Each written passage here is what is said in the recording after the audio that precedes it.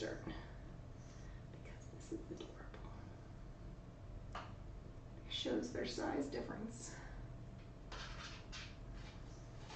Okay. Wyatt saw the ophthalmologist today, which is the eye doctor. He saw Dr. Enders, who is the same eye doctor that L from the alphabet saw. I really love him. He's a fantastic doctor. Really glad that I found him. So he evaluated Wyatt today, and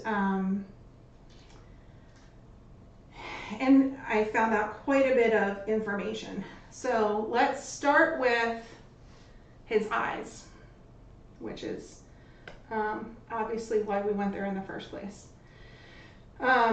So Dr. Enders confirmed Wyatt is 100% blind. He cannot see anything at all. That's not a shock.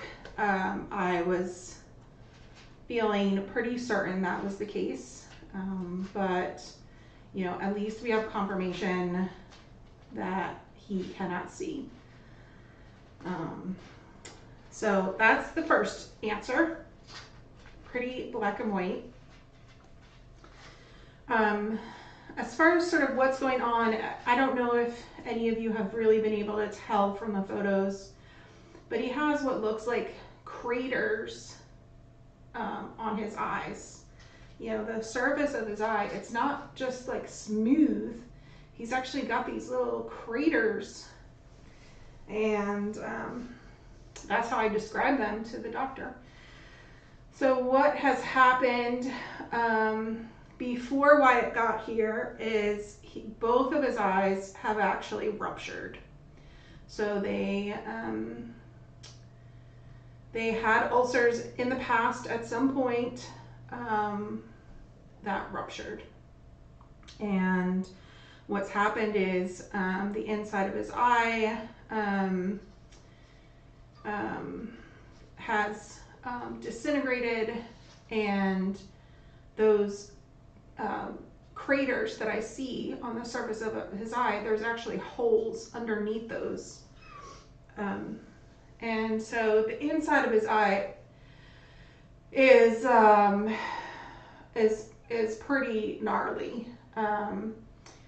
It might further disintegrate, so what we might see over time is that his eyes, his actual eyeball might shrink a little bit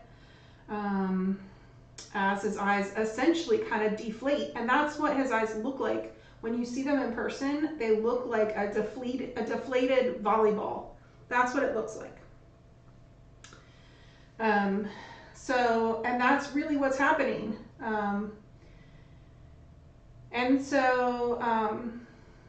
You know, he's only 10 ounces now.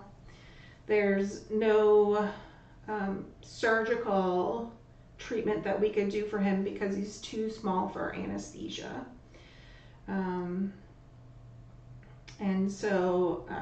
When he does get to be big enough, Dr. Enders said that we will need to remove both of his eyes, and that's for his comfort.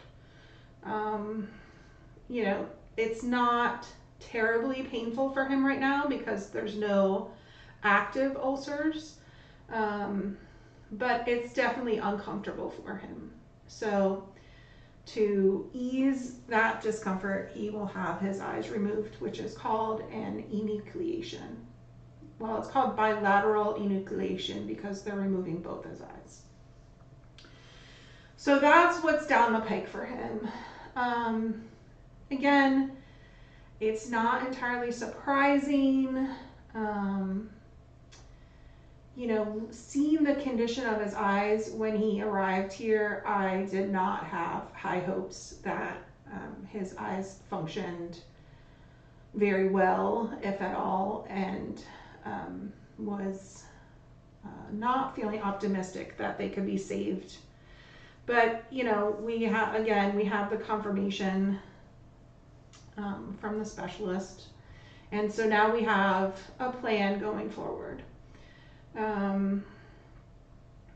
In the meantime, just to kind of ease his comfort, I've been giving him the terramycin ointment, which is like a lubricating ointment. It's like petroleum jelly.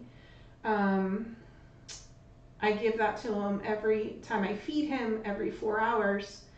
And Dr. Ender said, you know, that does ease some of that discomfort that he has with just having his eyes dry all the time.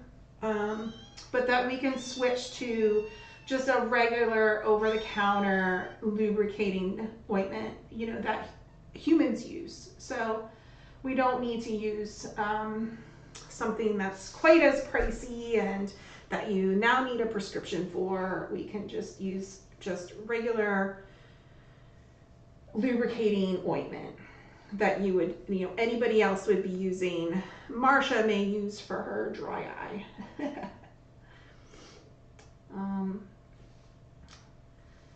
What was interesting is Dr. Enders sort of talked more generally about sort of all of the conditions going on with him, not just his eyes. So of course, one of the first things you notice about Wyatt when you meet him is his mouth that is not able to close. And Dr. Enders did sort of investigate his mouth a bit, even though that's not his specialty. You know, he was very curious about this, you know, this boy who has, you know, sort of a lot of different things going on. He was very curious about him. So he did check out his mouth, and what he noticed was that when he tries to close Wyatt's mouth, when he just manually, you know, tries to push it upwards, there's a lot of resistance. It's not, you know, his jaw is not loose that you can just manipulate up and down easily. So there's something that is getting in the way of him being able to close his mouth even with someone pushing on it. This could be some kind of malformation of the jaw, some muscular kind of issue. You know, obviously Dr. Enders wasn't doing any kind of imaging on his jaw, so, you know, he couldn't say anything really further, but, you know, it was just an interesting component of his condition.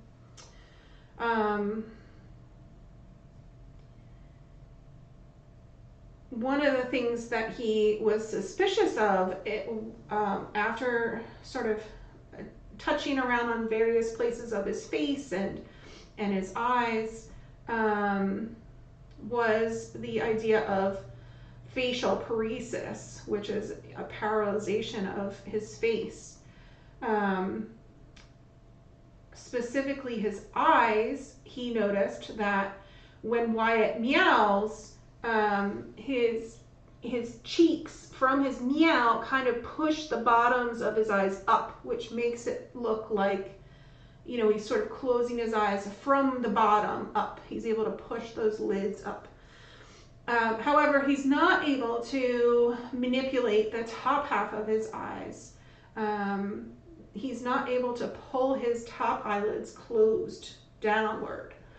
And so Dr. Enders was suspicious, you know, does he have other sort of paresis going on in his face? Of course, his jaw and the bottom part of his mouth could be due to some kind of paralysis, facial paralysis. He did do some tests. He was able to get a reaction from Wyatt when he tested his the top of his nose. He was able to feel that and reacted to that. And he reacted to him touching the inside of his ear. So he was able to confirm that he does not have full facial paralysis, but there might be some kind of partial paralysis going on. Now, you know, what's interesting with being able to move your face and that sort of thing is most of that comes from your brainstem. And when he mentioned that, I was, what my first thought was, he has possibly hydrocephalus. And when a cat with hydrocephalus has increased pressure in their head, so not being effectively treated for hydrocephalus, and the pressure is too high, the fluid, that extra fluid in their brain actually will be pushed towards the brainstem. And the brainstem then it experiences extra pressure on it, which can cause all sorts of different paralysis and those kinds of symptoms throughout the body. Mobility issues and those sorts of things. And so that's a possibility that might be happening. But there really is no, there's, especially coming from an eye doctor, like he wasn't looking to diagnose him other than his eyes, but it was interesting just to hear him talk about, some based on his experience and some of colleagues' experiences that he's learned, what might be going on. Because this, he said that, he has some sort of on the roof of his mouth, so his top teeth, the center teeth, that are the first teeth to develop in a kitten, they're actually ulcerated, and that can happen because he has his mouth open all the time and it's dried out. He described that might be happening because of that. And so because of what's kind of going on in his front teeth and the jaw, he suggested that Wyatt see a veterinary dentist. I didn't even realize that veterinary dentists existed until today. I had no idea. I just thought that that primary care doctors took care of dentistry and that was it. But it certainly makes sense that there are specialists who deal with dentistry in animals. So amazingly, right next to Red Bank Mount Laurel, which of course we've been to a bunch, it shares the parking lot, is a place called Veterinary Dental something, VDS I think it's called, Veterinary Dental something, and they have 5 dentists that work there, which is incredible. I'm like, oh, we'll have no problem getting an appointment. They have I think nearly 5 anestheticians, so they definitely deal with complex cases where anesthesia might be more complicated than just like general anesthesia, which probably would be the case with Wyatt. So I was definitely glad to get his referral to them. I called when we got home, and I have a dentist appointment for him next Tuesday. So the day after he sees neurology, we'll be going up to see a dentist. And again, I do expect that they'll say, he's too small for much imaging, if any, and that sort of thing. But I think it'll be interesting to see if there's anything that we should be doing while we wait for him to grow, and if there's anything they can tell us that's sort of like what might be going on with his jaw. So I'm feeling hopeful. I'm hoping we get some answers from that. Of course,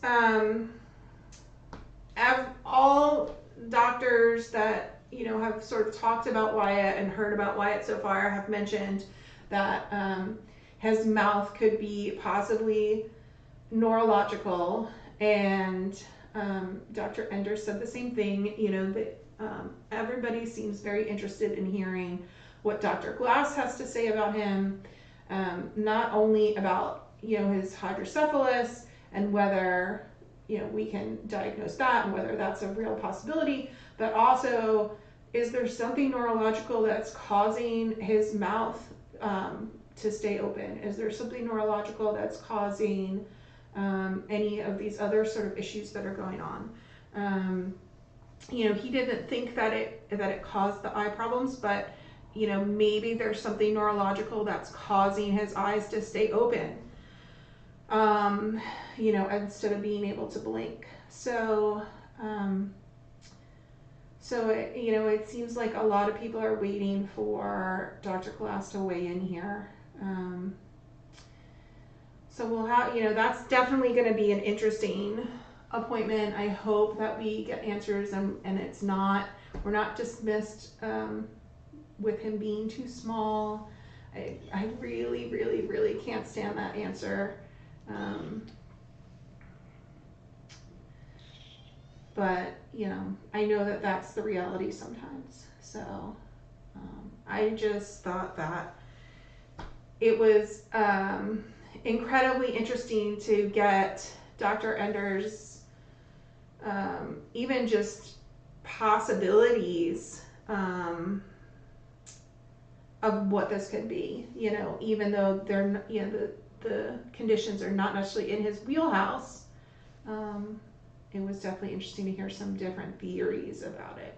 So I think that's the end of my update. Does anyone have any questions? I didn't see any as I was talking. Thanks for not interrupting as I talked. I definitely appreciate that. I am open to answering questions. Thanks, Kelly. Veterinary dentistry specialists in Mount Laurel is the dentist hospital he'll be going to.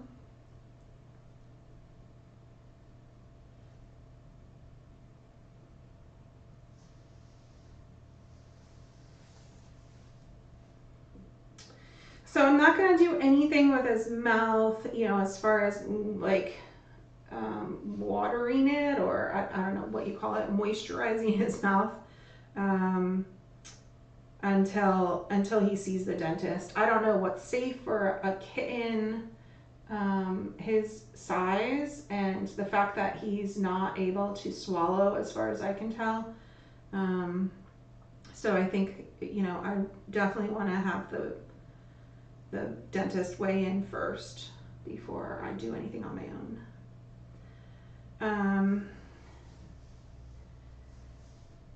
His eyes probably cause him some pain, Dr. Ender said. Not significant amounts of pain.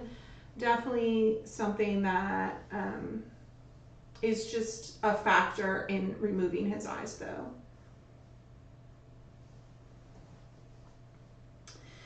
He has to be at least 2 pounds for the eye surgery, but something that we're going to consider is, it's not an emergency, so it's not something that when he hits 2 pounds, we're going to be right at that vet and have the eyes out. He could wait until he's 4 months or 6 months old even. And the reason why we might wait is because we might want to coordinate his eye surgery with something else. So maybe we would do eye surgery along with jaw surgery.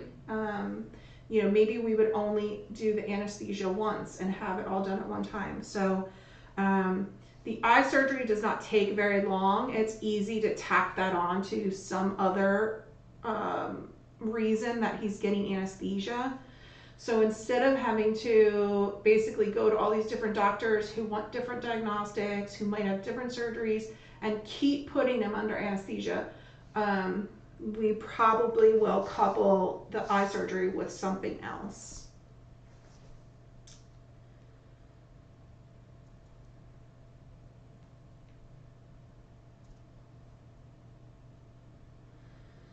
So blind cats actually do get around very well. In general, they sometimes you won't believe that a cat is actually blind until their eyes are removed and you say it's impossible for this cat to see, but you're still so amazed at what they do that mimics being able to see. They will, when they hear someone talking, their head will go and look at them. Even if they hear someone walking, they will look in that direction. They can move their eyes in that direction. Cats can hear so exceptionally well that something that a human would not react to, a cat can. They're really good using their whiskers, so before they bump into a wall, their whiskers are going to hit that wall, and so they're able to guide themselves around objects. He does a lot of perimeter walking, so you'll see him sort of walk along the wall around the room. I think that helps guide him to sort of stay in a certain path. We are going to have some extra kind of setup and rules in the nursery that will accommodate his blindness, making sure that snugglers are not moving furniture around the room, that their bed stays in one place, that their litter box is in one place, so that once he learns, this is the path I take to get from the litter box to the litter, or from the bed to the litter box, it will always be that length of floor to get there. So there's things that we're going to do to help him out, being able to see in the nursery. But mostly with a blind cat, you just don't want to move things around a lot. You want to try to keep things as much as possible in the same place.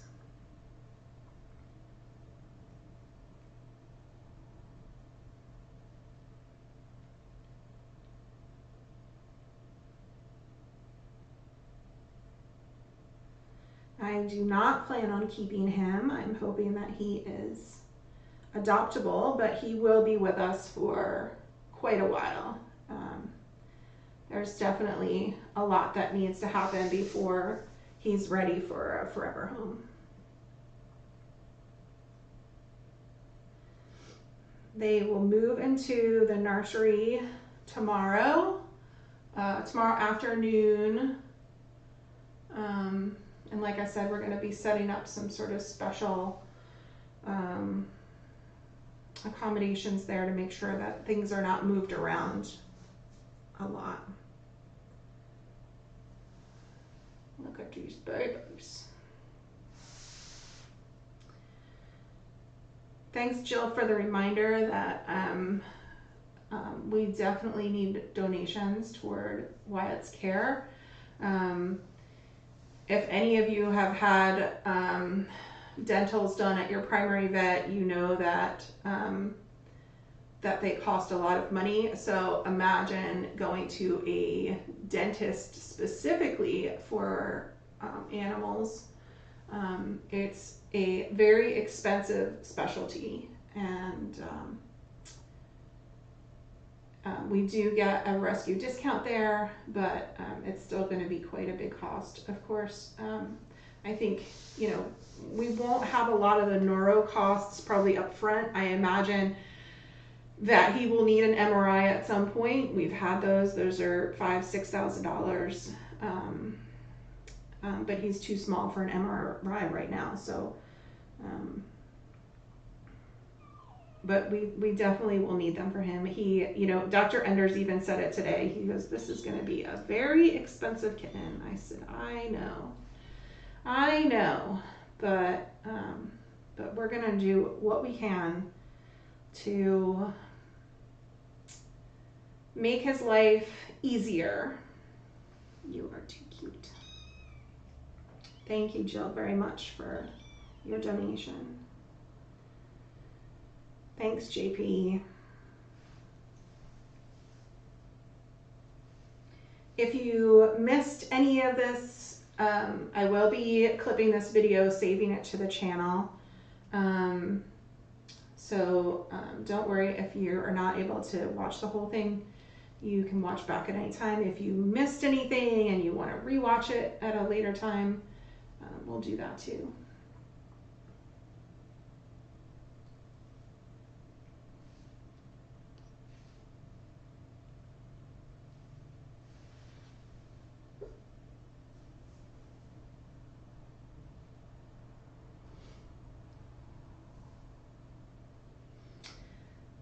Thank you all. Thank you.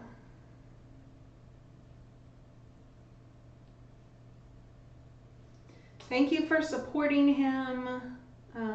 I know that he has a lot of people who followed him from the original rescue in Texas who are invested in how he turns out, and I welcome you to KKP and thank you for being here. And of course, thanks to everyone who has been here for a long time with us and knows that we do everything possible for our kittens, no matter how much care they need, what kind of care they need. We're very blessed to have a huge assortment of very high qualified veterinarians and specialty veterinarians in the Philadelphia area. There's such a huge assortment and choice between Philadelphia and even up in North Jersey that is completely accessible to us. So I know that probably most of the country does not have access to the kind of vet care that we have here, but we do, and so I'm glad that we can take advantage of that.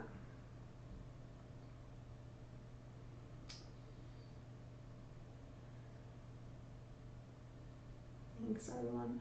I do think he'll get blood work. He's definitely way too small for anything substantial, but I've been tossing back and forth about whether to take him to a primary vet, to take him to Delval. Right now I don't see a lot of value in it. I see, more value in going to these specialists, because I just feel like Delval's going to say, the most they can basically do is refer us to specialists. But I think at the point that he might need blood work, I have a feeling maybe Dr. Glass would order it. I know he ordered it with Tate.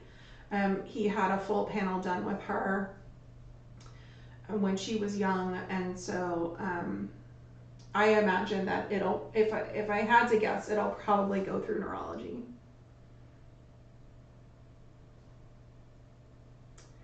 Thank you, Tara. I appreciate that. Thanks, Melinda. Yeah. I will say though that I think there might be some question about if he has some other condition that is limiting his growth, because he is so much smaller than he should be at this age, and he was so much smaller when he was born. So I do think that that he'll have blood work to at least rule out any sort of disorders or that are affecting his size.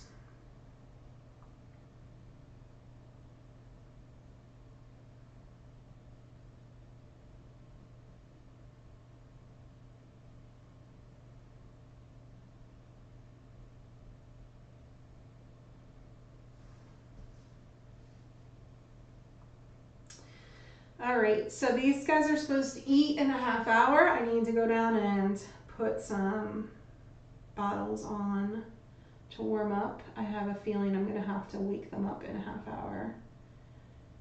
And